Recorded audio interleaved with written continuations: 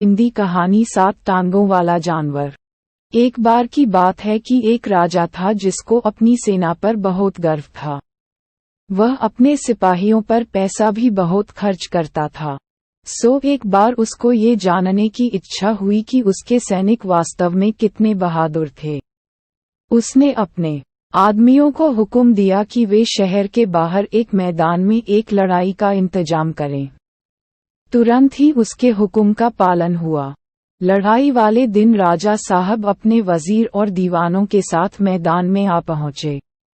जब वे उनकी लड़ाइयां देख रहे थे तो एक जंगली जानवर जिसके 7 टांगें थी वहां आया और उनके पास आकर गुर्राने लगा। राजा तो उसको देखकर बहुत ही आश्चर्य में पड़ गया। उसने उसको मारना चाहा पर वह वहां से भाग गया। राजा अपने तेज घोड़े पर सवार होकर अपना बड़ा वाला चाकू लेकर उसके पीछे भागा। 2 मील भागने के बाद वह जानवर रुक गया। वहां पहुंचकर उसने अपने आप को एक जोर का झटका दिया और वह एक जिन में बदल गया। वह राजा की तरफ पलटा और उसको खा गया। वजीर ने बड़ी वफादारी और लगन से राजा की 8 दिन तक खोज की पर उसकी कोई खबर नहीं मिली। उन्होंने उसके बेटे को बुलाया और उसकी जगह उसके बेटे को वहां का राजा बना दिया। एक दिन राजा के बेटे को ये जानने की बहुत जोर की इच्छा हुई कि उसके पिता की मौत कैसे हुई थी। उसने ये बात अपने वजीर से पूछी। वजीर ने उसको सब बातें बता दी तो उससे सारा हाल सुनने के बाद उसने भी उसी जगह एक दूसरा शानदार लड़ाई का मुकाबला रखा जहां उसके पिता ने रखा था। नियत समय पर वह और उसके दरबार के सभी लोग वहां इकट्ठा हुए। उन लोगों को वहां पर आए अभी बहुत देर नहीं हुई थी कि वही 7 टांगों वाला जंगली जानवर वहां आ गया और उन सब पर भयानक रूप से गुर्राता हुआ वहां से चला गया। जब राजा के प्रधानमंत्री ने ये देखा तो वह बहुत जोर से हंस पड़ा। राजा ने उससे पूछा कि वह क्यों हंसा, तो वजीर ने कहा, हुजूर मैं इसलिए हंसा कि यह वही जानवर है जिसने आपके पिता को हमारे बीच से उठाया था। अच्छा ऐसा है क्या? तब तो मैं उसको जरूर मारूंगा क्योंकि मुझे तब तक शांति नहीं मिलेगी जब तक मैं अपने दुश्मन को मार नहीं लूं। ऐसा कहकर वह भी अपने घोड़े पर सवार हुआ और उस जानवर के पीछे भाग लिया। वह जानवर उसको कुछ दूर तक उसी तरह भगाकर ले गया जैसे कि वह उसके पिता को ले गया था। वहां जाकर वह रुक गया, अपने आप को झंझोड़ा और अपने असली रूप में आकर राजा के ऊपर उछला। राजा ये देखकर डर गया और दिल से उसने भगवान से प्रार्थना की कि वह उसको उससे बचाए। भगवान ने उसकी प्रार्थना सुन ली और अपने एक देवदूत 6 को उसके पास भेजा जो उसको ये बताए कि उसको इस जिन से कैसे बचना है। देवदूत ने राजा कहा, ये जिन सबसे ज्यादा ताकतवर जिन है। अगर इसके शरीर के खून की एक भी बूंद जमीन पर गिर गई और तब तक ये जिंदा है तो उससे तुरंत ही एक और ऐसा ही जिन पैदा हो जाएगा। फिर वह उछल कर तुम्हारे ऊपर कूद पड़ेगा और तुम्हारे शरीर के टुकड़े टुकड़े कर देगा। मगर तुम डरो नहीं, लो तुम ये 2 फल वाला तीर लो और इससे इस जिन की दोनों आंखें फोड़ दो। इससे ये नीचे गिर जाएगा और मर जाएगा। इस तरह से वह देवदूत उसको वह 2 फल वाला तीर देकर वहां से गायब हो गया। तीर से लैस होकर राजा आगे बढ़ा। वह उस जिन से करीब 40 मिनट तक लड़ा। आखिर में उसने अपना वह दोहरे फल का तीर उसकी आंखों में मार दिया जिससे वह मर गया। जब राजा ने पक्का कर लिया कि उसका दुश्मन मर गया है तो उसने अपनी तलवार निकाली और उसका सिर काट लिया। उसको उसने अपने एक तीर की नोक पर रखा और वापस महल की तरफ चल दिया। वहां जाकर उसने उसको अपने महल के 12,000 कमरों में से एक कमरे में रख दिया। उसने उस कमरे का ताला लगाया और उस कमरे की चाबी अपनी मां को देकर उससे कहा कि वह उस कमरे का दरवाजा किसी भी हालत में न खोले। पर क्योंकि उसने अपनी मां को यह नहीं बताया कि उसने उस कमरे में इतनी सावधानी से क्या चीज बंद कर रखी थी, उसकी मां ने सोचा कि शायद उस कमरे में कोई खास खजाना बंद होगा। ये सोचकर उसके मन में उसको देखने की इच्छा हो आई। सो एक दिन वह उस कमरे की तरफ गई और उसने उसका दरवाजा खोल दिया। उसको उस कमरे में कुछ दिखाई नहीं दिया क्योंकि उसके बेटे ने उस जिन का सिर एक कोने में फेंक दिया था। हाँ, उसको एक हंसी की आवाज जरूर सुनाई दी।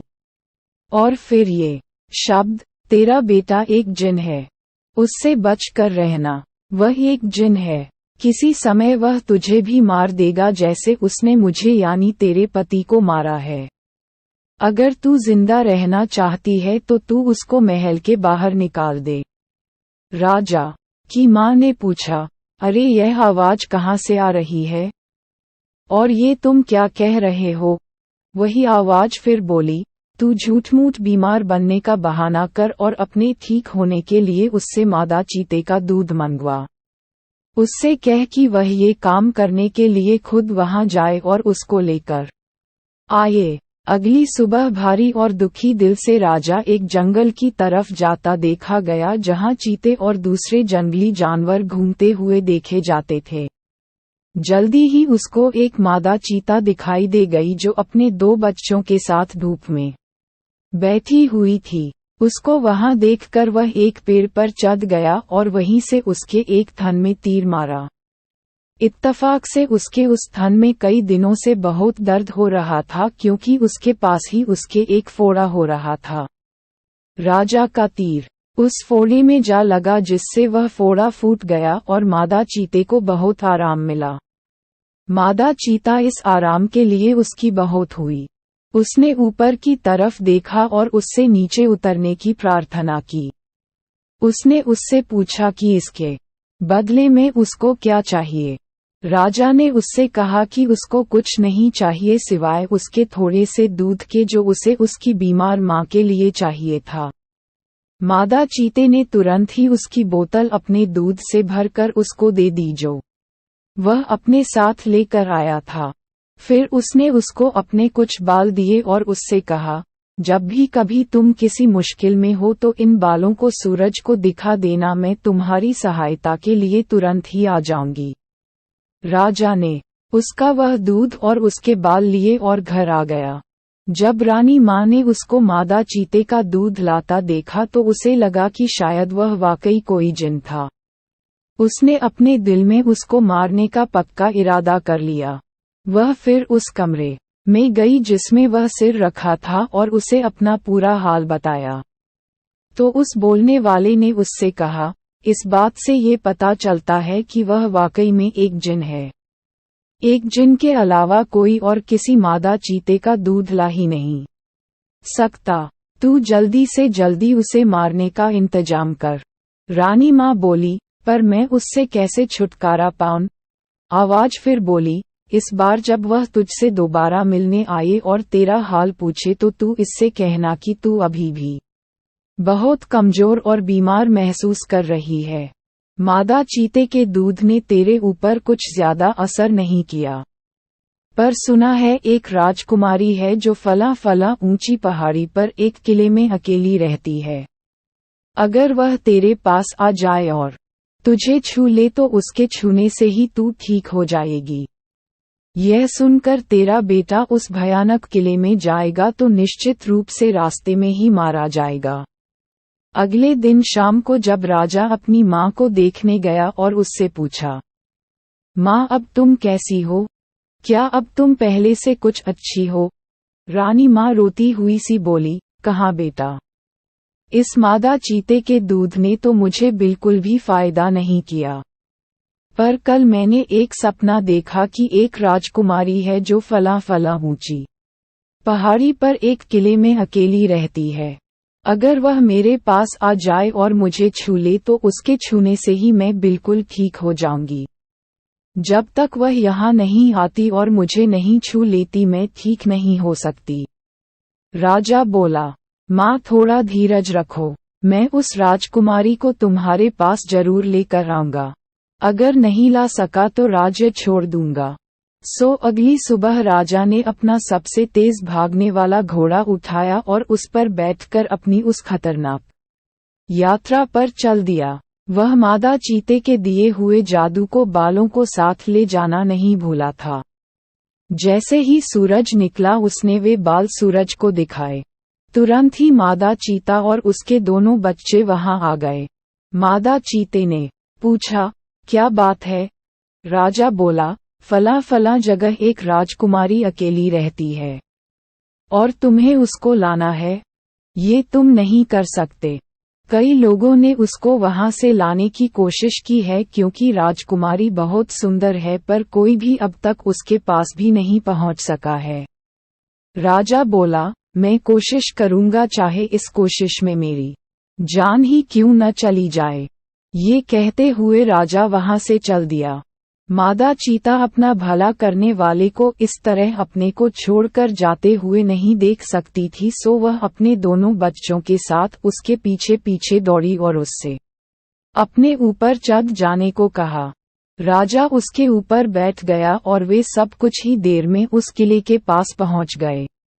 वहां पहुंचकर मादा चीता राजा से बोली, देखो यहाँ पर इस किले के 3 दरवाजे हैं।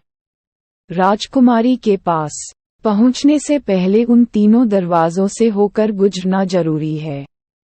पहले दरवाजे के पास एक बहुत बड़ा लोहे का टुकड़ा रखा है जिसको एक लकड़ी की कुल्हाड़ी से तोड़ना जरूरी है, नहीं तो दरवाजा नहीं खुलेगा। दूसरे दरवाजे के पास एक नकली गाय खड़ी है जिसके चारों तरफ असली जिन खड़े हैं। अगर कोई भी आदमी उस गाय को दो सकता है तो वह उस दरवाजे में से होकर जा सकता है, और अगर नहीं दो पाता तो वे जिन लोग उसको मार देते हैं। तीसरे दरवाजे के पास राजकुमारी खुद बैठती है। अगर वह तुमसे खुश है तो वह तुम्हारा स्वागत करेगी, और अगर खुश नहीं है तो वह तुमको मार डालेगी। ये सब सुनकर तो राजा बहुत ही डर गया। उसने मादा चीते से उसकी सहायता की प्रार्थना की। मादा चीता बोली, ठीक है, मैं तुम्हारी सहायता करूंगी। मेरे पास एक जादू है जिसकी सहायता से मैं उस लोहे के टुकड़े में घुस जाऊंगी, और जब तुम उसको अपनी लकड़ी की कुल्हाड़ी से तोड़ोगे तो मैं उसको 2 टुकड़ों में तोड़ दूंगी। चौकीदार सोचेगा कि तुमने वह लोहे का टुकड़ा तोड़ा है और वह तुमको पहले दरवाजे से अंदर जाने देगा। तभी मादा चीते के दोनों बच्चों में से एक बच्चा बोला, और मैं उस गाय की मूर्ति में घुस जाऊंगा और उसको दूध देने पर मजबूर कर दूंगा, और उसके पास खड़े जिन्नों को जब तुम दूध दो रहे होगे तो उनको तुमसे दूर रखने में सहायता करूंगा। इस तरह से तुम दूसरे दरवाजे से होकर निकल जाओगे। इसके बाद मादा चीते के दूसरे बच्चे ने कहा, और मैं राजकुमारी की आंखों में अपना जादू डाल दूंगा जिससे जब वह तुम्हारी तरफ देखेगी तो तुम उसको सूरज की तरह से चमकीला पाएगी। सो वह तुमको देखते ही अपना तीसरा दरवाजा खोल देगी और फिर जो तुम कहोगे वह वही करेगी। सो उन तीनों ने अपने अपने वायदे वफादारी से निभाए। इस तरह से राजा तीसरे दरवाजे के पार पहुंच गया। राजकुमारी ने जैसे ही उसको देखा तो उसकी बहादुरी और सुंदरता से बहुत प्रभावित हुई। उसने राजा से अपने साथ शादी करने के लिए कहा। मादा चीता और उसके दोनों बच्चे अपनी मांद में लौट गए। कुछ दिन बाद ही राजा राजकुमारी को लेकर राजमहल पहुंचा और जाकर माँ से बोला, माँ, उस जगह को जाने वाला रास्ता बहुत खतरनाक था। मैं तो रास्ते ही में मर जाता अगर मादा चीता और उसके 2 बच्चों ने मेरी सहायता न की होती। भगवान को धन्यवाद दो कि मैं सही सलामत वापस लौट आया। कुछ देर और बात करने के बाद उसने माँ को जिन के सिर के बारे में बताया कि वह उसके सामने सबसे पहले कैसे एक 7 टांगों वाले जानवर के रूप में प्रकट हुआ था, फिर कैसे वह उसको एक जगह भगा कर ले गया था, जहां जाकर वह अपने असली रूप में बदल गया, एक बहुत बड़े भयानक जिन के रूप में। वह उस पर कूदने को ही था, उसको मारकर खाने वाला ही था, जैसे कि उसने उसके पिता के साथ किया था कि तभी भगवान के भेजे हुए दूत ने उसको बचा लिया। उसकी माँ तो ये सुनकर ताज्जुब में पड़ गई। वह बोली, बेटे, तब तो मुझे धोखा दिया गया था। उस दिन की शाम को जब तुमने मुझसे महल की चाबियां मांगी थीं तब मैं उसके कई कमरों को देखने गई। तब मैं एक ऐसे कमरे के दरवाजे पर आई जिसमें से मुझे हंसी की आवाज सुनाई दी। मैंने सोचा कि देखूं तो इसमें कौन हंस रहा है, सो मैंने उसका ताला खोला और अंदर गई तो मुझे एक आवाज आई, ध्यान देकर सुन। तेरा बेटा एक जिन है जो तुझको खा जाना चाहता है। मैं तेरे पति का सिर हूँ। उसने मुझे मारा तो तू उसे मार दे, नहीं तो वह तुझे भी मार देगा। मेरे बेटे, मैंने उसकी बातों पर विश्वास कर लिया और उसी की सलाह पर मैंने इस आशा में तुझे मादा चीते का दूध लाने भेजा कि वह तुझे मार देगी। पर जब तू मादा चीते से बचकर आ गया तो फिर मैंने उसी सिर की सलाह पर राजकुमारी को लाने भेजा। मैं जानती थी कि वहां का रास्ता खतरों से भरा है, फिर भी पर भगवान तेरे साथ था। उसी ने तुझे अपना देवदूत तेरे पास भेजकर तुझे रास्ता दिखाया और उसी ने मादा चीते के रूप में तेरी सहायता की। उस भगवान को लाख लाख धन्यवाद, कहकर उसने अपने बेटे को गले लगा लिया और बहुत जोर से रो पड़ी। इन घटनाओं के कुछ दिन बाद ही राजा और राजकुमारी की शादी हो गई और सब लोग शांति से बहुत दिनों तक खुशहाली में रहे।